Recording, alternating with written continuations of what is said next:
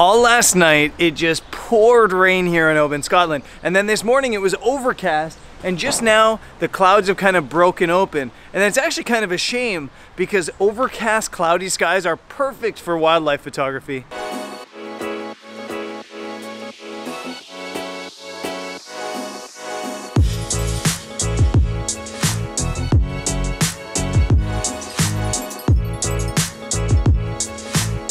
I've driven about a half an hour outside of the town of Oban. I'm doing like a Sea-fari this morning, going on like a boat, a Zodiac I think, to go check out wildlife. But I just came by this coastline here in Scotland, and it's kind of reminded me why I normally sleep in my car when I'm out exploring or shooting, because this landscape here is incredible.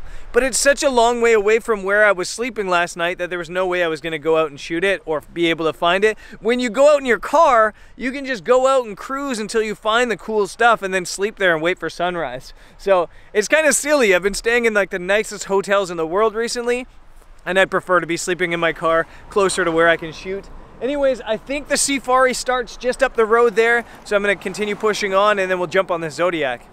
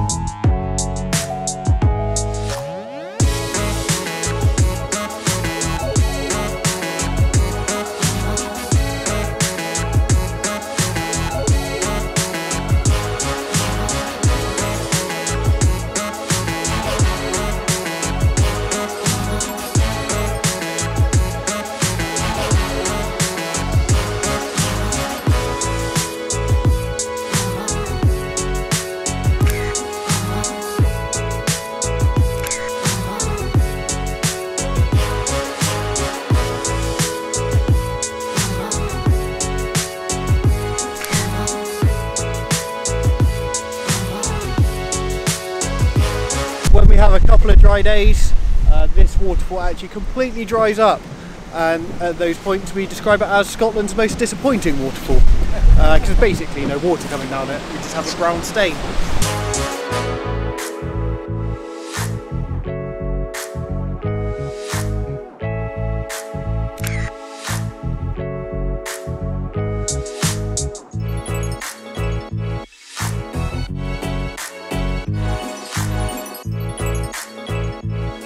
Whew, that was really good. I'm cold. We saw a little bit of wildlife. We saw red deer, we saw another kind of deer, we saw seals and some seabirds and stuff like that, but most of all this landscape, this Scottish landscape, these little islands are just phenomenal. I mean, check this town out. It's just unreal here, absolutely stunning. And I'm off to my next adventure. I was gonna call it an adventure. My next activity is not really an adventure, it's an activity. I'm going to like a whiskey and chocolate tasting, I think. Should be fun, and maybe could turn into an adventure.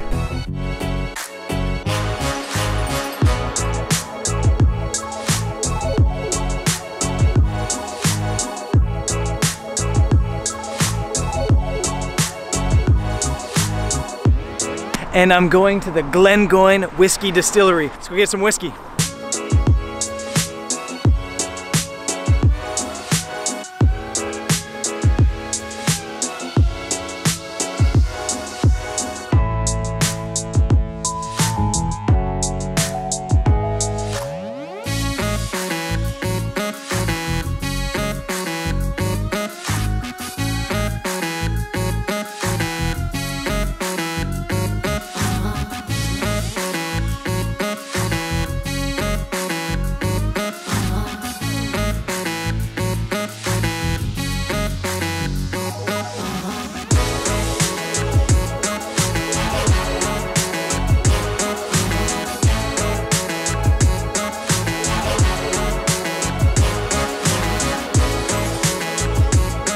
That's it from the Glengoyne Distillery. We had some chocolate with the whiskey and it was really good, but look at the sky.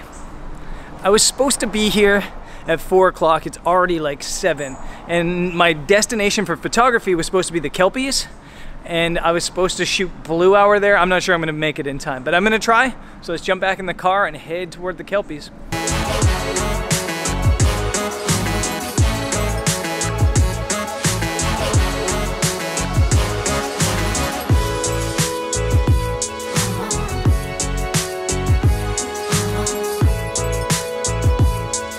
Okay, so I may have made it just barely in time to get the last little bit of blue light here at the Kelpies, which are apparently these giant, like 30-meter high horse heads, although I can't really see them from here. So I'm gonna race over and see if I can get a shot before the blue hour dies.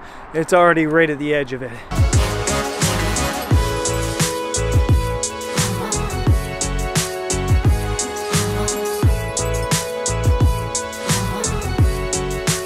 You guys probably can't see me because it's dark now, and if you can see me, I'm probably glowing because of the Kelpies right there. I'm down low to the ground. The blue hour is already done. It's kind of that last little bit of blue hour, and I'm shooting some exposures down at a puddle. And what I'm trying to do is get the reflection of the Kelpies in that puddle. I'm shooting at like f8. ISO 800 and then 30 seconds, but I might drop that down and do a longer exposure, like 60 seconds, just to drop that ISO a bit, and hopefully I get something even though I was a little bit late getting here.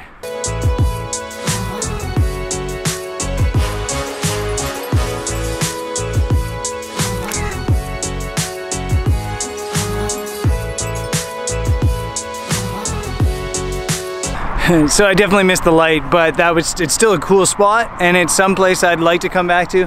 I'm definitely not the only photographer here though. I think there's about a dozen. So a popular spot, and you can see why. It'd be epic. If there was crazy light here, it'd be a really cool shot, either here with a puddle or really up close getting wide.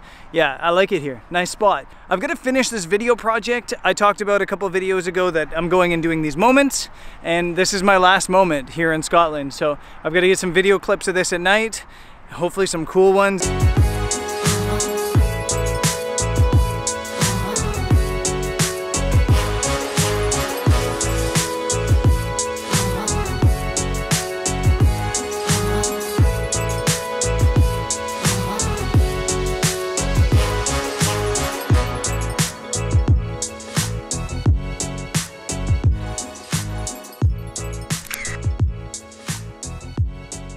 Wish I could have been here a little bit earlier. It would have just made filming the video so much easier, let alone getting a photo.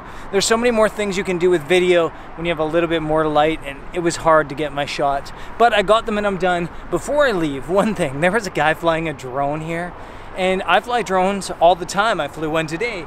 But at night when you're flying a drone and there's photographers around, and there's like 20 photographers around, you really have to be respectful because the lights of the drone will actually create light trails, much like a car does. So I'm not sure if the guy realized it, but he was ruining everybody's photos by flying around. And you can still fly at night with your drone, just try to stay out of the photographers, like out of their frame a little bit more, because yeah, a couple of my images had light trails and I could tell everybody else was a little bit frustrated. So if you were that guy, just a little bit of education there for you in case you didn't realize it. And for you guys that are flying drones, respect other people when you're flying so people don't hate us, those of us that fly drones. Anyways, I am like a little bit exhausted just because I realized I haven't eaten all day.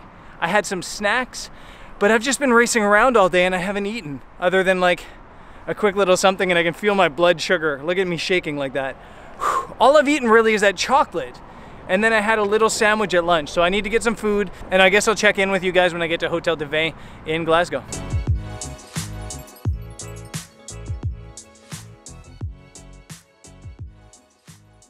Totally forgot to end yesterday's vlog, but back here at the Hotel de Vey and another ridiculous hotel room. I could totally get used to this kind of living. This hotel's amazing. I guess I'll see you guys on tomorrow/today's vlog. Catch you there. Peace.